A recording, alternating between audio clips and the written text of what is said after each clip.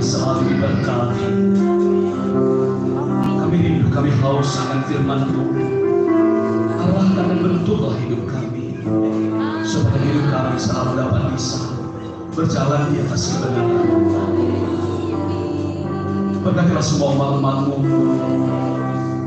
dan kiranya Engkau yang akan membuka hidup roh jiwa raga mereka, sehingga mereka dapat boleh bertumbuh dan hingga mereka dapat boleh menerima hasil jerih lelah mereka ketika Tuhan datang.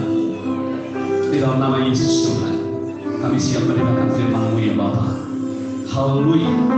Mari bersama saya katakan amin. Shalom. Silakan duduk, mari berikan kemuliaan untuk Tuhan.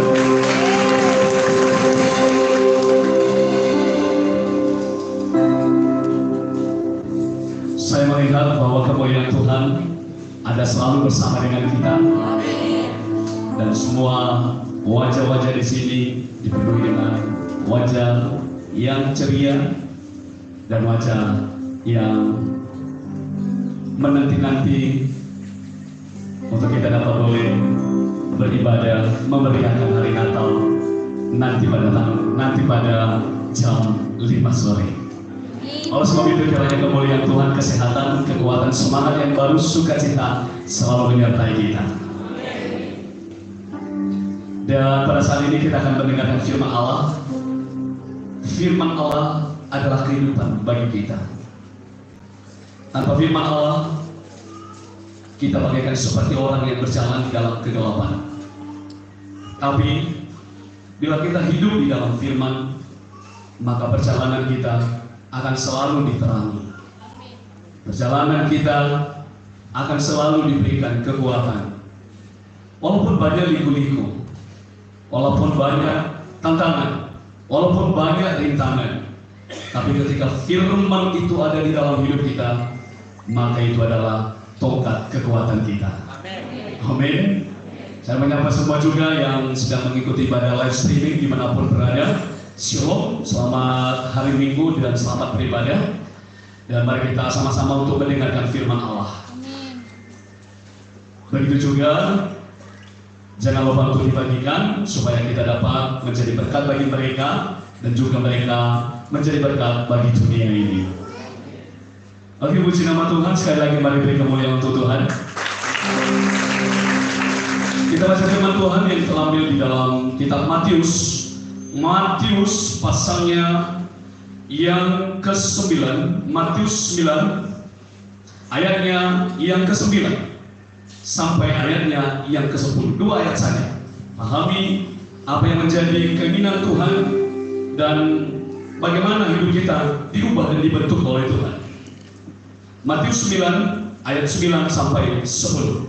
Mari sama-sama kita baca. 3, 2, ya. Setelah Yesus pergi dari situ, ia melihat seorang yang bernama Matius duduk di rumah cukai. Lalu ia berkata kepadanya, "Ikutlah aku." Maka berdirilah Matius lalu mengikuti dia. 1 ayat lagi. Kemudian ketika Yesus makan di rumah Matius, datanglah banyak pemungut cukai dan orang berdosa dan makan bersama-sama dengan dia dan murid-muridnya. Katakan, Tuhan Yesus baik. Tuhan Yesus luar biasa. Tuhan Yesus dahsyat. Bapak Ibu yang terkasih dalam nama Tuhan, pada siang hari ini Tuhan kembali mengingatkan kita. Tuhan kembali membuka hati kita. Tuhan kembali menjelaskan kepada kita bahwa cara Tuhan kepada manusia itu adalah berbeda-beda. Perjalanan manusia juga adalah berbeda-beda. Walaupun ada yang sama, tetapi tidak semua. Bisa dimengerti? Cara Tuhan mengubah seseorang tidak seperti dia mengubah si A. Cara Tuhan mengubah seseorang tidak seperti ia menegur si A atau si B.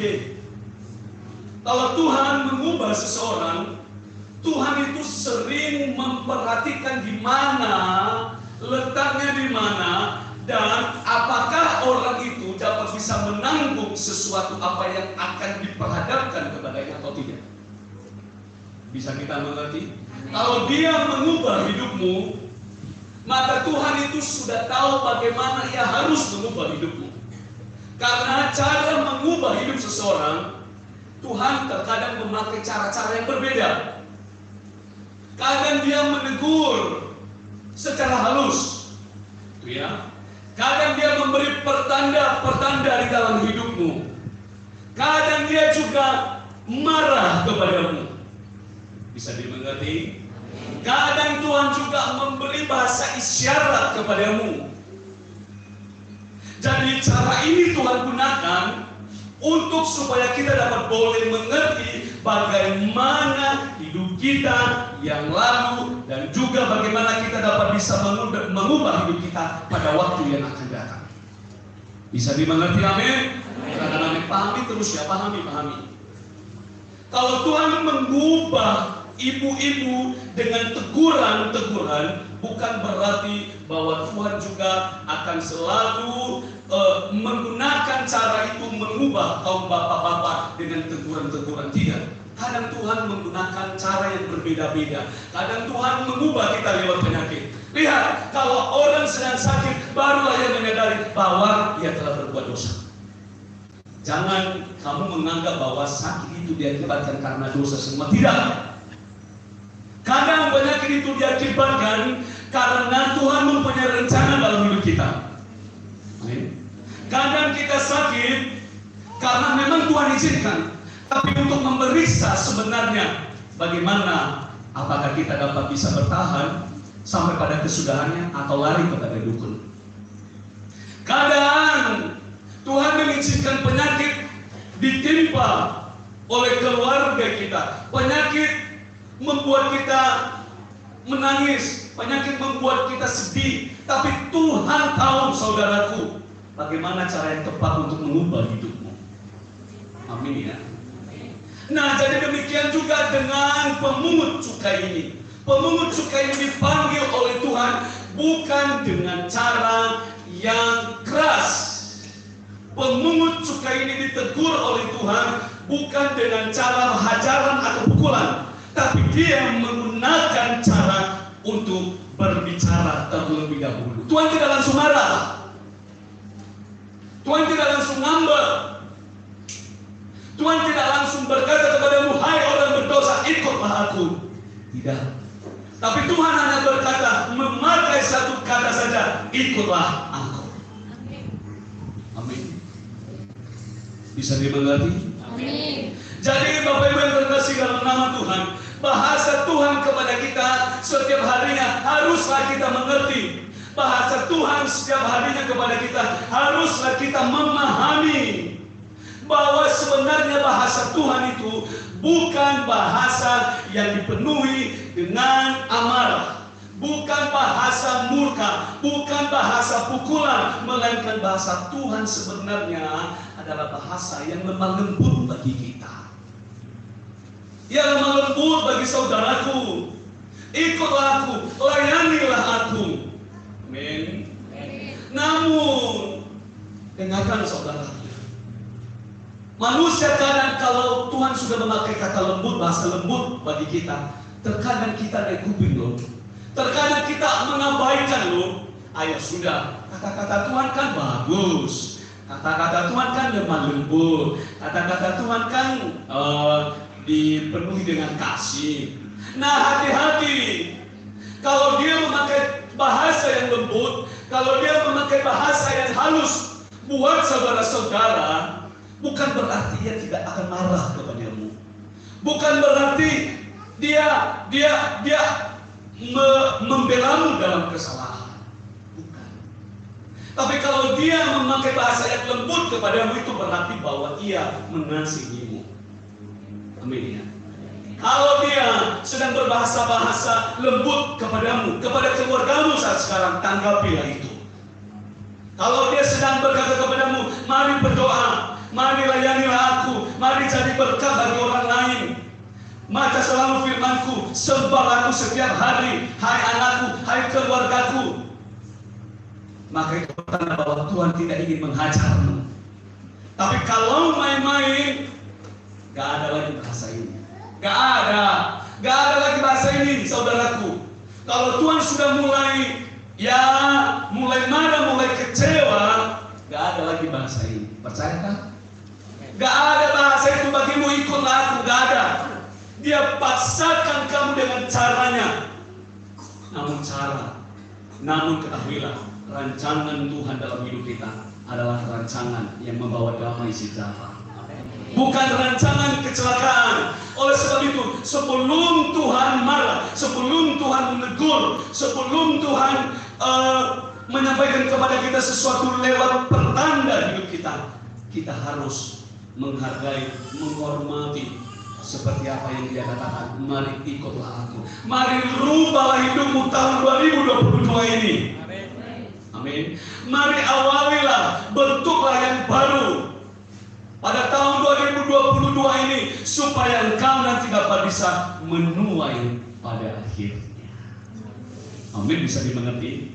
Jadi Bapak Ibu yang terkasih dalam nama Tuhan, jadilah seperti pemungut cukai yang tidak mau berbantah kepada Tuhan. Tidak mau berbantah. Tuhan kan berkata kepadanya, pemungut cukai, ayo ikutlah aku karena engkau orang berdosa. Tidak, Tuhan hanya berkata, ikutlah aku. Begitu juga kita. Jangan menganggap bahwa dirimu tidak layak. Jangan menganggap bahwa dirimu tidak bisa. Jangan menganggap bahwa dirimu bodoh. Kalau Tuhan yang memanggilmu, maka Tuhan sendiri yang akan menolongmu. Kalau Tuhan yang mempercayakan kepadamu satu pekerjaan, maka Tuhan yang akan menjadi kekuatan bagimu. Amin. Hati-hati kepada kita semua. Jangan kalau kita melihat orang sedang memuji Tuhan, sedang menyembah Tuhan, lalu kita berkata itu adalah orang berdosa, yang harusnya ia tidak datang, atau yang harusnya ia tidak layak untuk mengerjakan pekerjaan Tuhan. Jangan, karena kenapa? Cara Tuhan itu bagi manusia berbeda-beda. Amin. Jangan berkata layak dunia Daud. Jangan berkata bahwasanya ia tidak layak untuk ini, untuk itu. Jangan, karena itu adalah cara Tuhan mengubah orang itu. Karena keadaan Tuhan itu mengubah kita dengan cara halus seperti yang saya katakan, dengan cara lemah lembut, secara perlahan-lahan. Coba orang kalau mau melayani Tuhan, kalau dia melayani Tuhan, pasti kan dia berkata, aku ini tidak layak. Jadi karena hatinya tidak layak, akhirnya dia tidak layak. Tapi coba kalau kita datang kepada dia, kalau kita menyemangati dia, jangan kita berkata kamu tidak layak, tapi kita kuatkan dia.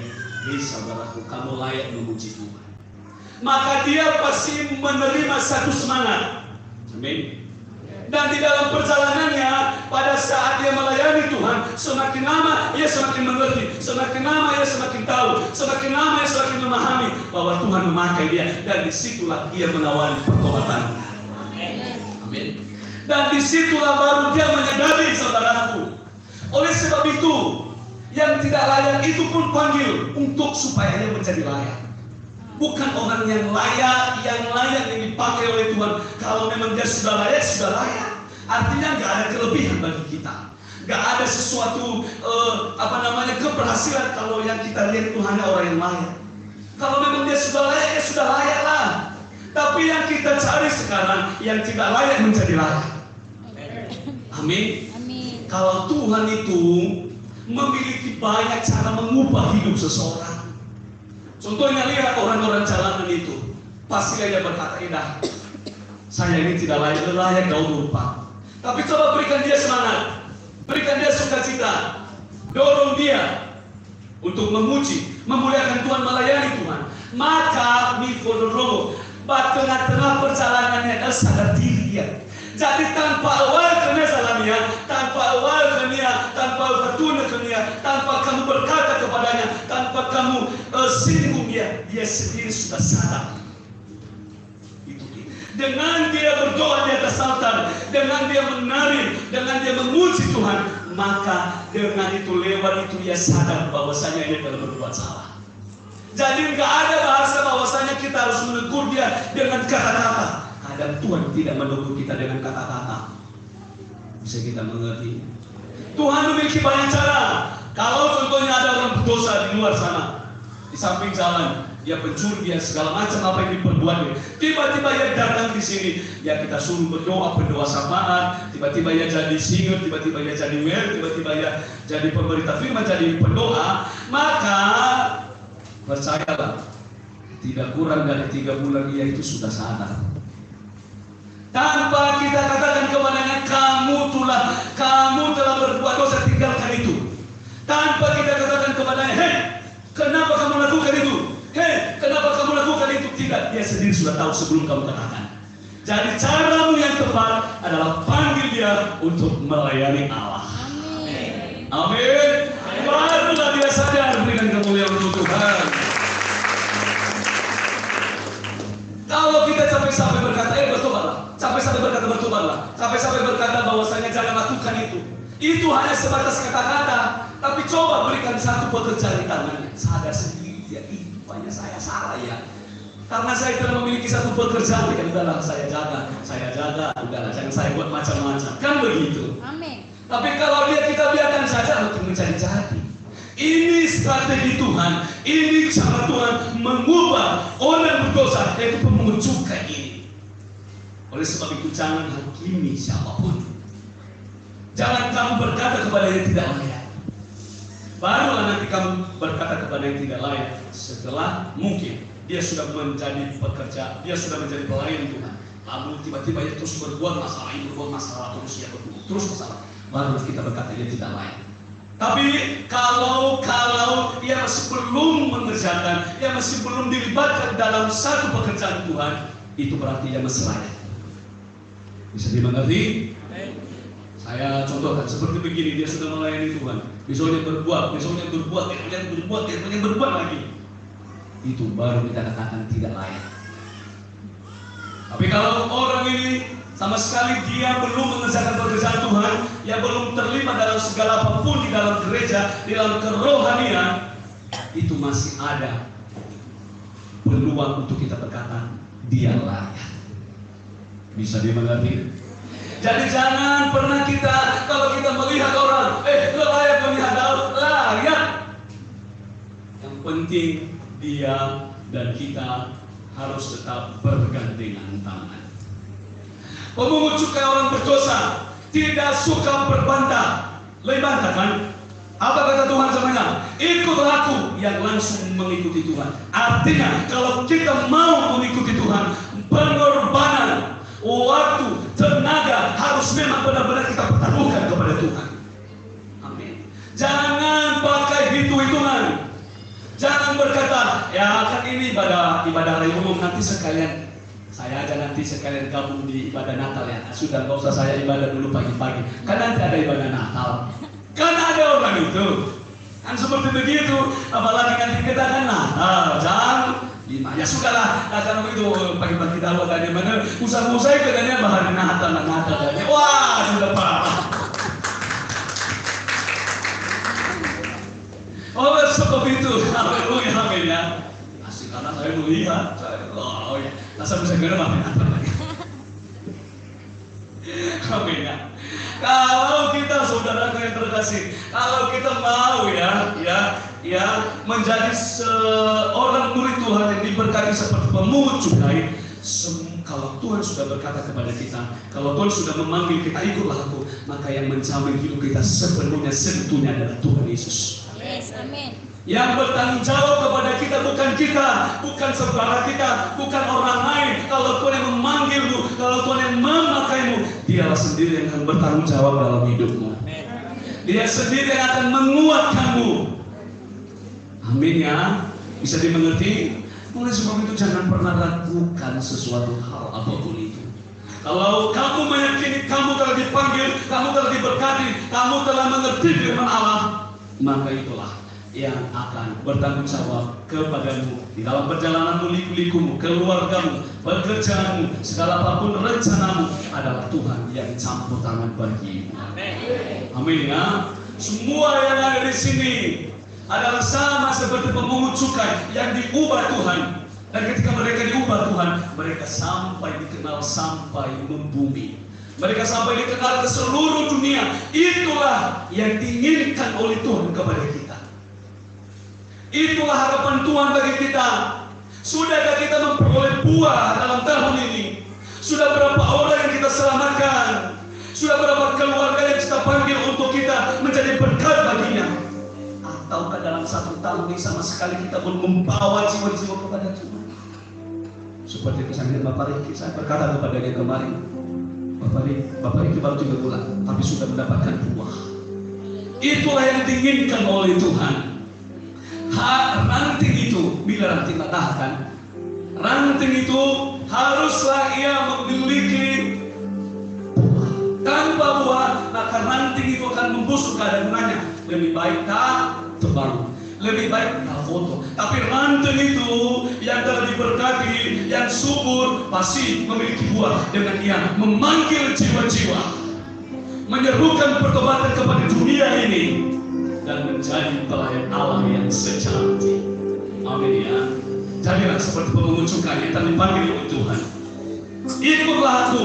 Itu adalah sebuah tawaran bagi Tuhan untukmu, yang akan dituliskan pada hari ini dalam komisi Bapak. Itu adalah sebuah tawaran yang indah, dan bukan hanya kepadanya, kepada kita semua. Amin. Inilah bagi hayat hari ule si mandi kain atau kafu nanwara ade. Ya, ini saya ingatkan kepada kita. Ayah sudah, nanti kalau ada sesuatu ya udah, ya baru nanti saya datang kepada Bapak Pendeta nanti kalau ada sesuatu. Saya minta tolong kepada Bapak Pendeta. Tapi kalau awal-awal, Tuhan, kalau awal-awal, lama-lama, loh, kamu saya. Jadi udah, teman sekali satu mau itu bagi gereja. 2 kali saya mau itu bagi gereja itu baru kita dapat kaji, boy. Terus saya tahu ya ada minggu satu. Pas Sofwan ambil kayak mohon, pas Afuria, tuh, aduh, aku mau berjanji kepada Tuhan, aku mau melayani Tuhan. Baru jadi mati-mati aku berjanji. No terus saya bawa apa? Paling aja orang main seminggu malam kan? Aku ada saya. Baik-baik Tuhan. Amin ya. Ya paling orang main hari Natal lah, ini. Karena hari Natal kan banyak orang, kan begitu. Ya, besok-besok kan udah ada lagi. Paling 1-2 orang aja yang datang. Oleh sebab itu, kalau kita mau diberkati oleh Tuhan, jadilah seperti pemungucukan yang telah dipakai oleh Tuhan, yang berbantah-bantah dan yang menyerahkan sepenuhnya hidupnya kepada Tuhan, dan Tuhan sendiri yang akan bertanggung jawab kepadanya. Masa depan orang yang telah diberkati, masa depan keluarga yang telah dilindungi oleh Allah. Walaupun sekalipun ia jatuh tergeletak di tanah, tapi ia tidak akan celaka. Tangan Tuhan akan menolongnya, tangan Tuhan akan menopangnya. Amin.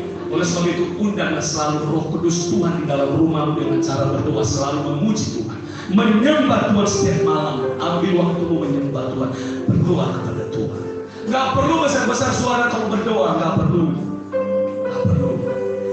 Ya karena malam-malam kan orang kan pada malam kalau besar-besar suara kita.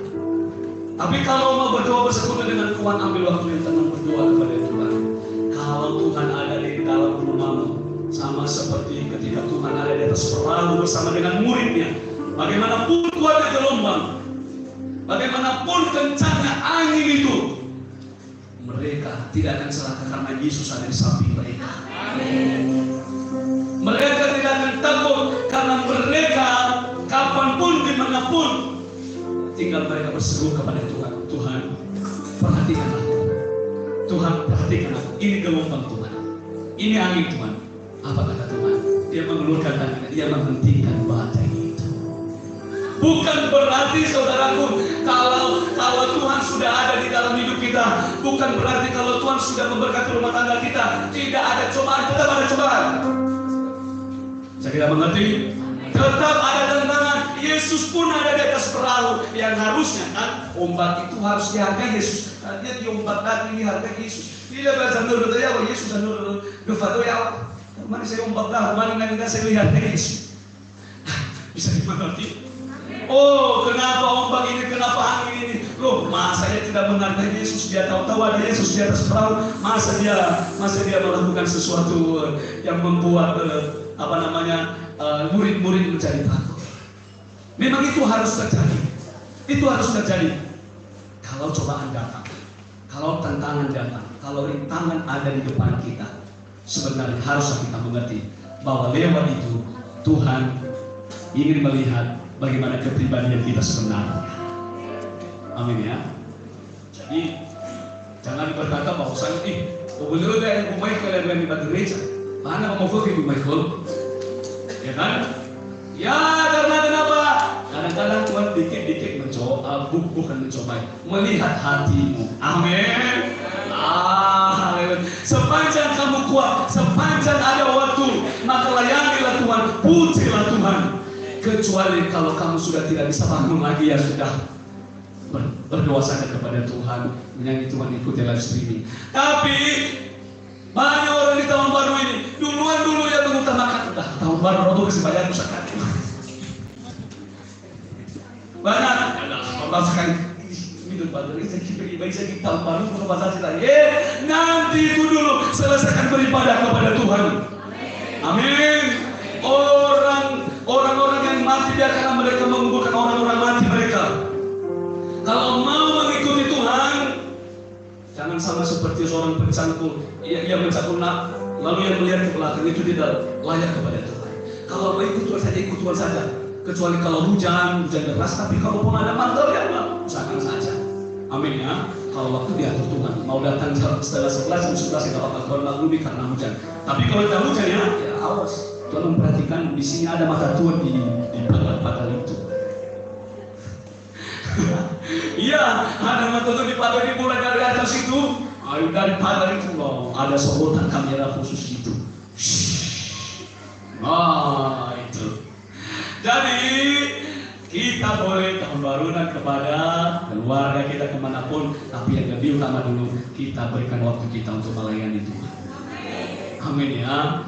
Semua jadi lelahmu, semua kecapean, semua pengorbananmu, waktumu, segala apapun yang kau berikan kepada Tuhan selama dalam 1 tahun ini, Tuhan sudah memberkatinya buatmu.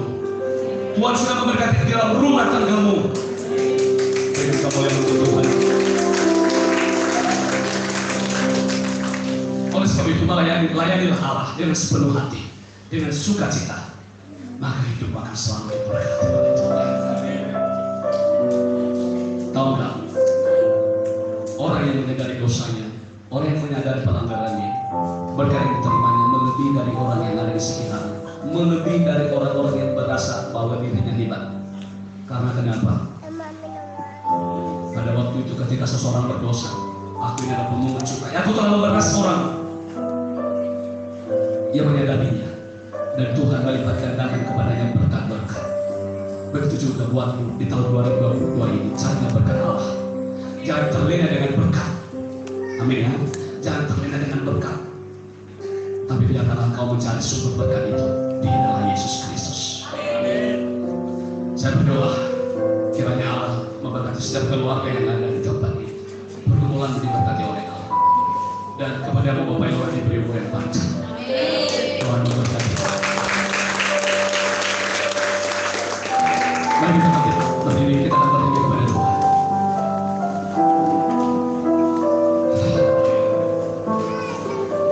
Dan bernyanyi, ku mau cinta Yesus selamanya. Ku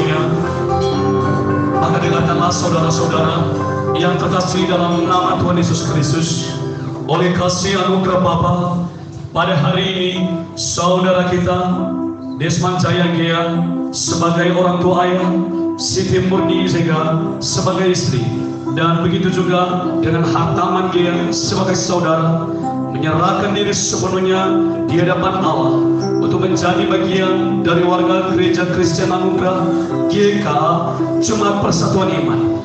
Dan pada hari ini tanggal Minggu 9 Januari 2022, keluarga dari saudara kita Desmond Jayanggia dan beserta dengan saudara dan anak berdiri di hadapan Tuhan, diserahkan dan ditabiskan menjadi jemaat gereja GKA yang sah di dalam nama Bapa, dalam nama Tuhan Yesus, dan di dalam nama Roh Kudus telah ditetapkan dan telah ditabiskan. Ya Allah, Tuhan memberkati. Silakan kembali ke tempatnya. Aku akan layan seluruh hidupku. Ya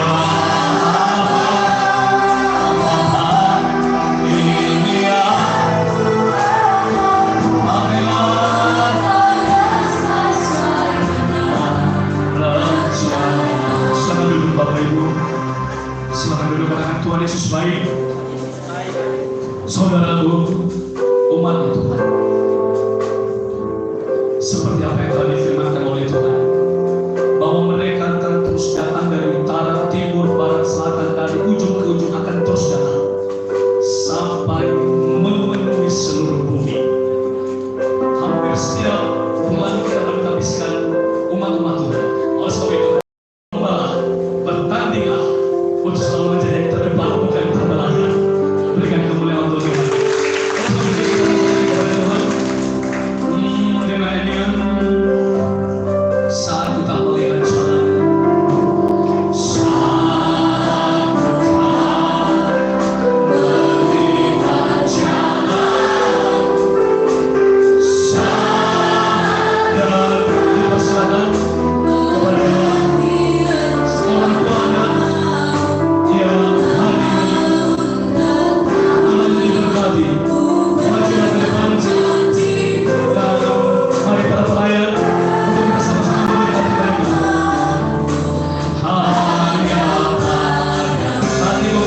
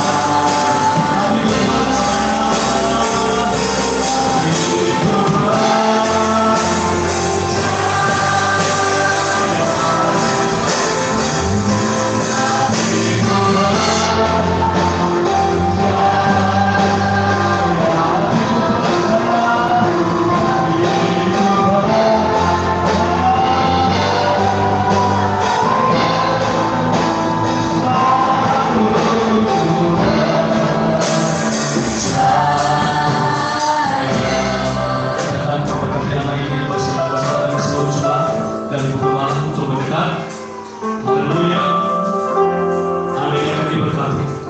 Oleh sebab itu dengan firman Allah, ketika Yesus melihat hal itu, Ia marah dan berkata kepada mereka, biarkanlah anak-anak itu datang kepadamu, jangan menghalang-halangi mereka, sebab orang-orang yang seperti itulah yang mempunyai kerajaan Allah.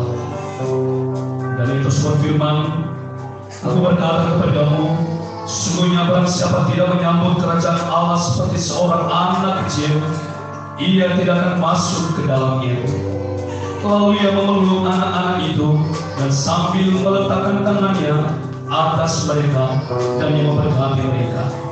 Bapa, pada saat ini aku menyerahkan seorang anak yang namanya adalah Desti Vina Elsagia di hadapanmu, dan biarkanlah anak ini diberkati dan tumbuh menjadi lebih besar hingga menjadi remaja, dewasa, dan hingga sampai menjadi orang tua.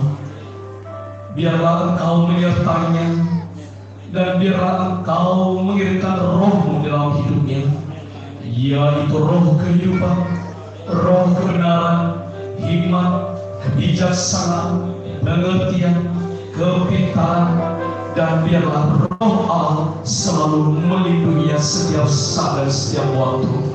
Oleh sebab itu, kau seorang anakku diberkati di dalam nama Bapa, dalam nama Tuhan Yesus, dan di dalam nama Roh Kudus. Dia telah diberkati. Amin. Aku berdoa kepadamu ya Bapa terhadap orang tua. Kiranya orang tua ini diberi kemampuan untuk dapat bisa memelihara, merawat, dan mencukupkan apa yang menjadi kebutuhan anaknya, mendidik dan menasihati. Dan biarlah orang tua diberikan kekuatan jasmani, kekuatan rohani mulai pada saat ini hingga sampai selama-lamanya. Dia orang tua telah diberkati oleh Allah. Haleluya.